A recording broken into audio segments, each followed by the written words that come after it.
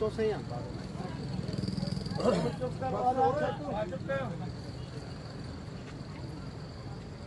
दोस्तों, अज बल्दिया टाउन वारे इलाके बल्दिया नंबर 12 में हिकिड़ी मामूली ॻाल्हि तां हसबे रिवायत जेके गैर मक़ामी आहिनि, तालिबान जा पैरोकार, अगवानी पठान जेके कराची में बदमस्त हाथी जियां असांजे सिंधी भाइरनि मथां हमला कंदा रहनि था। ऐं जीअं ई असांखे ख़बर पवंदी आहे जंहिं बि इलाइक़े में को नाइजाइज़ी के असांजे सिंधी भाउ सां थींदी आहे त वसार कोशिशि कंदा आहियूं त स्पॉट ते पहुचूं, साथियुनि समेत संगत समेत पहुचूं ऐं उन मुतासिर दोस्तनि सां मिली करे उन्हनि जी हर मुमकिन मदद कयूं।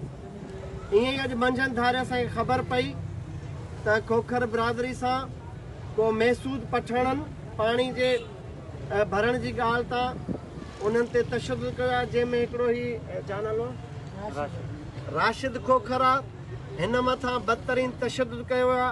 हिन जो नंढड़ो भाउ आहे ही मोहब्बत खोखर, हिन मथां बि बदतरीन तशद्दुद कयो, जंहिंखां पोइ इलाइक़े वासियुनि विच में पई करे उन जहिड़े खे टारियो। बकोल फरियादी धुर जे त 15 ते असां कॉल कई, SHO सईदाबाद खे कॉल कई, पर पुलिस हिननि जी मदद जे लाइ कान पहुती। हितां जी पुलिस ख़ासि तौर ते जेके गैर सिंधी SHOs आहिनि उहे हमेशह गैर सिंधी माण्हुनि खे ई सपोर्ट कनि था, छाकाणि त जेके मंशात फरोश आहिनि, जेके लैंड ग्रेबर्स आहिनि, जेके इलाइक़े जा स्ट्रीट क्रिमिनल्स आहिनि, याने जेके माफ़ियाऊं आहिनि, उहे थाणनि खे पैसा ॾियनि थियूं। उन पैसे जी आड़ में उन्हनि थाणनि जी हदनि में जंहिंखे चाहिनि तज़लील जो निशानो बणाइनि। त इहो सिलसिलो हाणे हलणु न ॾिबो। असां हिन इलाइक़े में पहुता आहियूं, हिननि सां अमली तौर ते कुल्लो कुल्ले में मिलाए गॾु बीहण जे लाइ पहुता आहियूं ऐं हिननि खे इहो अहसासु ॾियारणु आया आहियूं त तव्हां अकेला न आहियो, तव्हां ॿघर न आहियो, तव्हां सां सवे सिंधी गॾु आहिनि। पलांद चवंदा सरेआम हिन इलाइक़े में पलांद कंदासीं, डंके जी चोट ते अलल ऐलान कंदासीं। हू असां को ताक़तवर न आहिनि। जागियो जागियो सिंधी जागियो, शेर जागियो सिंधी जागियो, जागियो जागियो सिंधी जागियो, सिंधी जागियो, सिंधी जागियो, सिंधी जागियो, सिंधी जागियो, जागियो सिंधी जागियो, जागियो सिंधी जागियो, सिंधी जागियो, सिंधी जागियो, सिंधी जागियो। हाणे कराची में ज़मीनी हक़ीक़तूं बिल्कुलु चेंज थी चुकियूं आहिनि। असां सिंधी माण्हुनि खे हिकु प्लेटफॉर्म ते मुतहद करे रहिया आहियूं। अॼु ही शहर जे मुख़्तलिफ़ इलाइक़नि जा दोस्त सिर्फ़ु हिकिड़ी मुंहिंजी फेसबुक जी पोस्ट ते हिते पहुता आहिनि।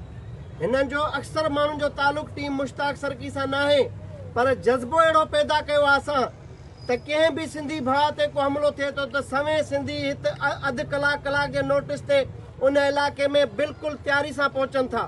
हिते हिननि जा वॾा बि वेठा आहिनि। मूं अचण सां इहो चयो त बजाए जो असां लाइव अचूं, बजाए जो कचहरी कयूं, बजाए जो तव्हांजो पाणी पीऊं, मूंखे गुलनि जा हार पाराइण जी कोशिशि कई। मूं मना कयो त असां तव्हांजी मदद जे लाइ को आजियाणो न आहे, असां तकलीफ़ में तव्हां वटि आया आहियूं त असां हर लेवल ते पलांद जी बि हैसियत रखूं था, उन गुंडनि खे लगाम ॾियण जी बि हैसियत रखूं था, उन्हनि धारियुनि गैर मक़ामियुनि खे इहो औकात में रखण जी बि हैसियत रखूं था ऐं ॿुधाइण था चाहियूं त ही सिंध जी दिलि कराची जा वारिस ही सभु सिंधी आहिनि। तव्हां सभु महिमान आहियो, जेके तव्हां वारदातियूं कयूं तव्हांखे फबियूं हाणे कंदो, तव्हां सां दमादम मस्त कलंदड़ तव्हांजे घिट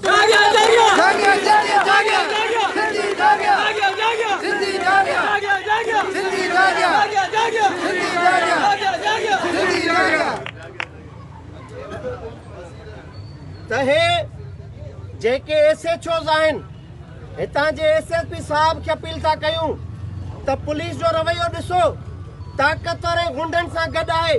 मज़लूमनि खे का बि अञा ताईं वार पुलिस मदद न आहे कई त हिन SHO जेको धुर आहे, जेको सिंधी माण्हुनि खे हिते हथ सां कुटाए पियो, इन जे ख़िलाफ़ फौरी एक्शन वरितो वञे।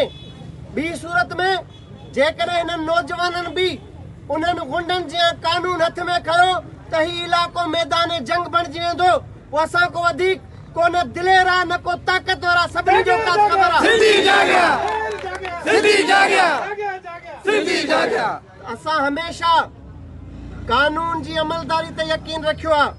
असां हमेशा माण्हुनि खे पुरअमन रहण जी अपील कई आहे।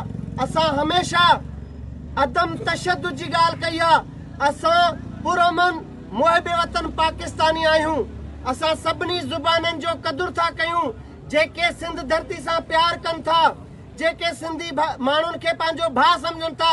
उहे जेके बि गैर मक़ामी आहिनि असांजा भाइर आहिनि, पर जेके गैर मक़ामी सिंध जी दिलि कराची में मुख़्तलिफ़ इलाक़नि में पुलिस जी मदद सां रियासत अंदरि रियासत क़ाइमु करे सिंधी माण्हुनि खे दीवार सां लॻाईंदा त उन्हनि खे चिताव ॾियण था चाहियूं, उन्हनि खे ॿुधाइण था चाहियूं त हाणे हिकु बि माण्हू ते हमिलो बर्दाश्त न कंदासीं।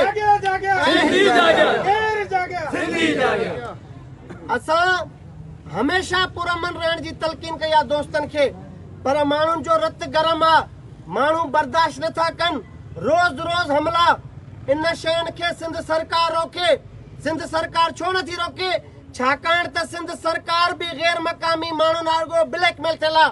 मां उन्हनि ते बि लानत थो विझां जेके चूंडियल नुमाइंदा सरकार सिंधनि जी, पुलिस जा आला अमलदार सिंधी ऐं कुटजन बि सिंधी, अहिड़ी कुर्सी ते 100 भेरा लानत हुजे जंहिंमें पंहिंजे माण्हू खे तहफ़ुज़ नथा ॾेई सघो।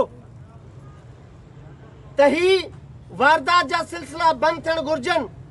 पोइ असांखे न चइजो त अमल जो रद्द अमल थो अचे इलाक़नि में, पोइ इहो न चइजो त सिंधी माण्हू पंहिंजो प्लान था कनि।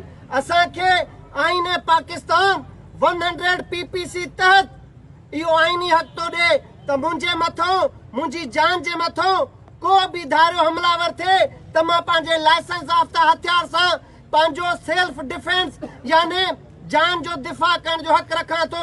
ऐं उन जान जे दिफ़ा में जेकॾहिं मां दुश्मन ते हमलो बि कयां थो, इहो आईन पाकिस्तान मूंखे हक़ थो ॾे त तव्हां उहो हक़ इस्तेमालु करण जेकॾहिं मौक़ो ॾियो था त पोइ कराची में को बि सिंधियुनि ते हमलो कंदड़ महफ़ूज़ न हूंदो, पंहिंजे घर न सुम्हंदो।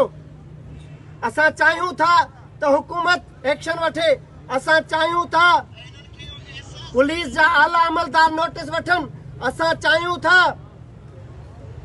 जेके पठाणनि जूं नुमाइंदा तंज़ीमूं आहिनि उन्हनि जी क़यादत नोटिस वठे त हर रोज़ शहर जे कंहिं न कंहिं इलाइक़े में अहिड़ी बदमाशी थिए थी। हाणे बर्दाश्त न कंदासीं। दोस्तनि सां सलाह हले पई, ही जेको फ़ैसिलो कंदा अखियुनि ते आहे। पलांद चवंदा सरेआम पलांद ई लाई। मां चवां थो भॼदासीं न।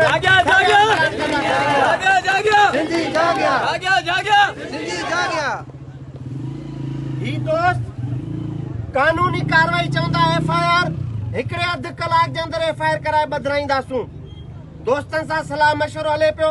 ही जेको मुदई चवंदो, ही जेके हिन जा वारिस चवंदा, टीम मुश्ताक सरकी इन्हनि सां हर कदम ते गॾु हूंदी। ही लावारिस न आहिनि, ही मुंहिंजा भाइर आहिनि, ही खोखर न आहिनि, ही मुंहिंजा सरकी भाइर आहिनि ऐं मां सरकी न आहियां, मां हिननि जो खोखर भाउ आहियां।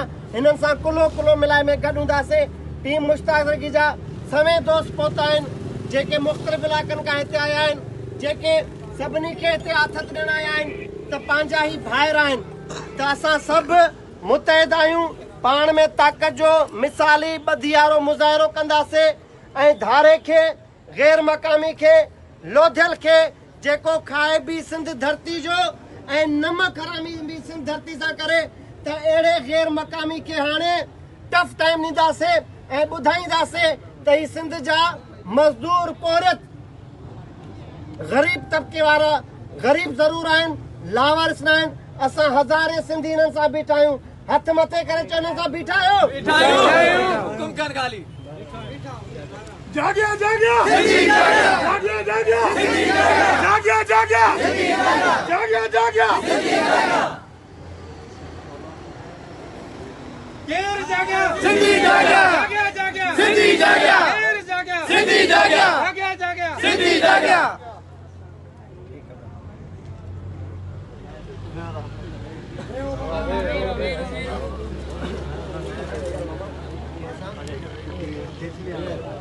Yeah.